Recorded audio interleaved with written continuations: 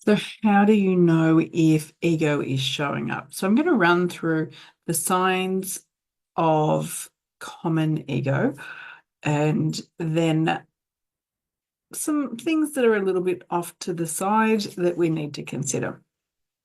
So ego is a little bit different to being egotistical.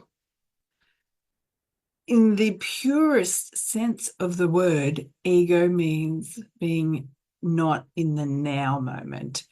So if we want to be a real purist about ego, it is being either in the space, if we're showing up an ego, the past or the present. So not in that mindfulness.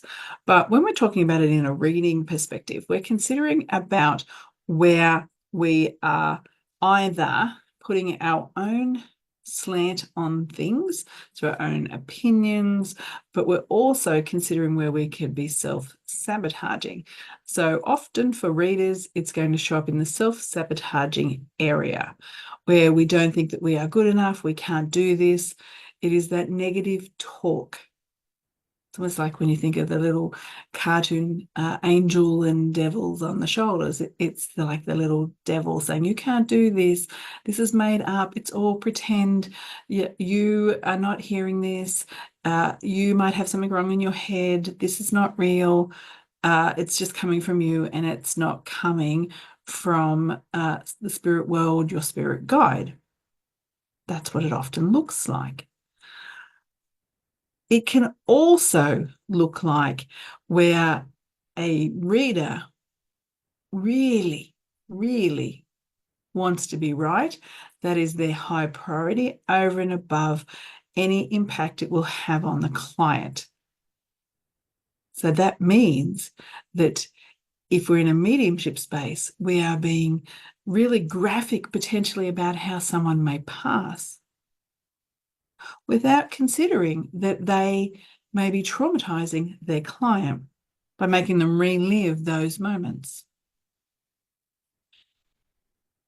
It could be also about having no awareness of how the client is feeling as you're delivering information. Once again, all about the reader and no perspective on the client. Forcing a message on the client, even though the client doesn't want to communicate with who you are working with, but you insist on passing it on. Maybe they had a poor relationship with that particular client, and therefore they don't want to talk to them. Maybe dad wasn't a good guy. And even though he wants to come and say sorry, the client's not ready, but the reader persists, and in turn traumatizes the client. So we have to be really aware as a reader what our motives are for delivering the message. What energy are we holding? To really check in on ourselves. Whether we're in a psychic space or a mediumship space, your priority is do no harm, serve the client. If you remember that throughout the journey of the reading, you won't be in ego. Ego is very complex. There are many layers to it. There is also guru ego, group ego. So there's a lot more to it. But from reading perspective, stay in service, connected to your heart, and be aware that your words are powerful. Clients are going to remember everything you say. So to stay out of ego, don't self-sabotage, don't listen to your fears, anything that's creating you a block. That's one aspect of ego. The other is where you lose sight of why you're doing this work and you turn it into, I have to be right. I need to be accurate.